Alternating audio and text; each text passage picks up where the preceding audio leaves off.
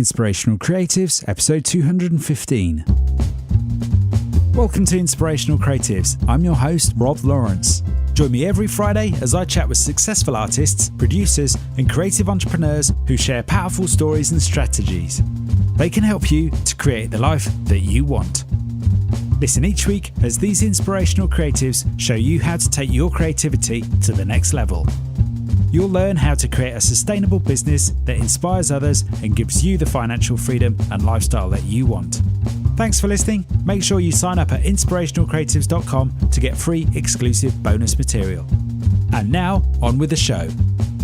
Rob here, and a very warm welcome to 30 Days of Daily Inspiration on the Inspirational Creatives podcast. Each day for the next 30 days, I'll be sharing with you an idea, a piece of inspirational wisdom that I feel will help you to add more creativity to your life and business. Today it's Saturday and episode 215, and I've just returned home from the coast with my young family on this very fresh December day. It's less than 0 degrees Celsius outside, which for my North American friends and listeners is less than 30 degrees Fahrenheit. The waves on the beach were somewhat wild, certainly the biggest I've ever seen there, and although the fresh air was bracing, and there's definitely a festive feel to the fishing village we visited up here on the North Norfolk coast today, I realised something really profound. Right now, I have everything I need. And that's a big statement. I've got everything I need. I've got love, I've got money, I've got clothing, shelter, warmth, and plenty of food. And today, I was with the 3 people that I love the most. The 4 of us can travel anywhere we want and connect with almost anyone we want, anytime, and we are never without. It reminded me that all this stuff that we live with and all the stuff that I have at home, as much as we think we love it and need it, it's really just a bonus. But a lot of it is probably unnecessary. These days, for me to do my creative work and coaching, I only need a microphone, a pair of headphones, and a laptop. I don't need much. And if I really think about it, I only need 2 sets of clothes, even though I have many more. And I wonder if the same may be true for you. Something that has deeply inspired me when creating the last 200 episodes of Inspirational Creatives is this idea of living with less. The idea being that the less we own, or the less we have to manage, the more creative we can be. I've heard a number of people now in my circles state to me that the less that they have, the happier they feel. And I know this is becoming true for me too. As far back as episode 3, I interviewed becoming minimalist blogger and writer Joshua Becker, and thanks to my good friend Min for introducing me, I learned more about minimalism and living with less and how that could lead to living a more creative life. I asked Joshua about the time he made the decision to own less. Here's what he had to say. I would say that my mind changed very early on. Just the juxtaposition was very, very real to me of how much of my life and energy was being swallowed up by things, by possessions. Yeah. And so the decision to own less happened right away. Right.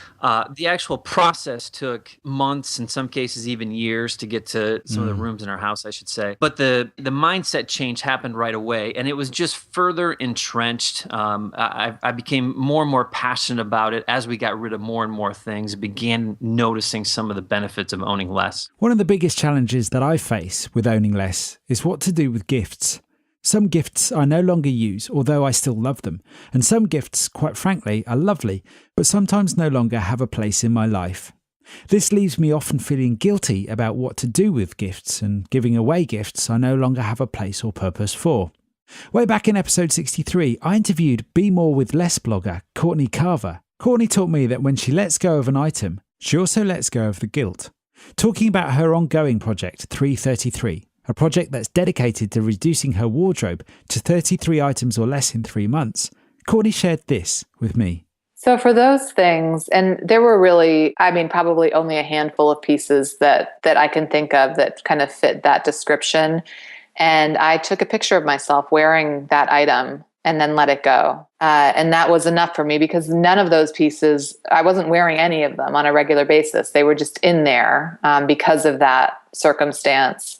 So they weren't being worn by anybody. And I thought, if just seeing it is sparking this memory or this connection, and a photograph will do the same thing. And then the clothing can go to someone who will use it. So that was a big reason to hold on to some things. The other was guilt.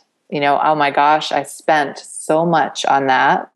How can I let it go? But I realized pretty quickly that I had already paid enough. And here I was paying again with my attention, with my guilt for the spending, taking care of it, making space for it. And so once I let the item go, I let go of the guilt with it, because I wasn't going to get my money back for it. That was, not an option. And sure, you can consign clothing, but for me, it wasn't. It was easier. And really, I felt like I was saving myself time and money to let it go and just to donate it versus sell it.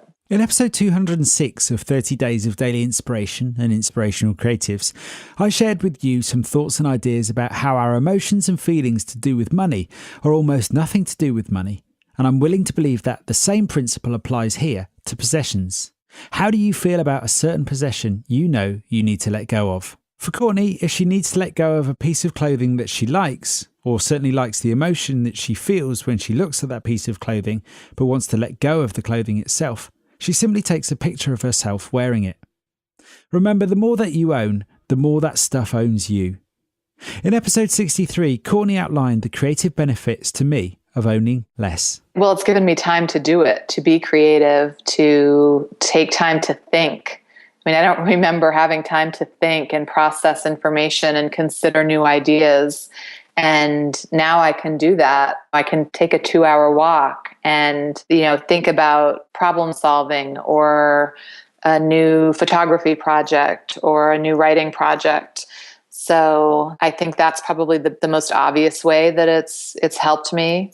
And then also just giving me permission to, as we talked about before, to do one thing at a time and to do it really well and to not worry about all of the things I might be missing out on. Physical clutter leads to mental clutter because every individual item that you keep or need to maintain requires your consideration.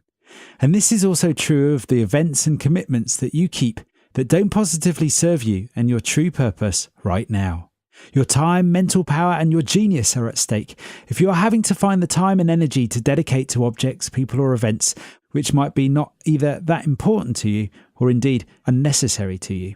The question to ask yourself is, what is owning this item really costing me? What is keeping this unnecessary appointment costing me? Before we wrap up, I'd like to leave you with this thought from Joshua about what he believes minimalism and living with less is all about. Minimalism is ultimately about removing the things that we don't need so that we can have more opportunity to pursue the things that we want our life to be about. Today, I invite you to live with less. Explore your curiosity. I'd love to know how you get on, so drop me an email at rob@inspirationalcreatives.com and join me again tomorrow for another day of daily inspiration. Thanks for listening. Nothing beats the stories and advice of an expert to help you raise your creative game. I would love to know what you thought about today's episode, so don't forget to subscribe in iTunes where you can rate and review the show. If you like this episode, I invite you to share it on Facebook or Twitter with the one person you know who will benefit from the wisdom shared here today.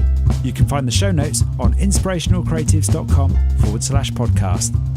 If you have a burning question or a great idea for a guest, head on over to inspirationalcreatives.com/contact, where you can connect with me there.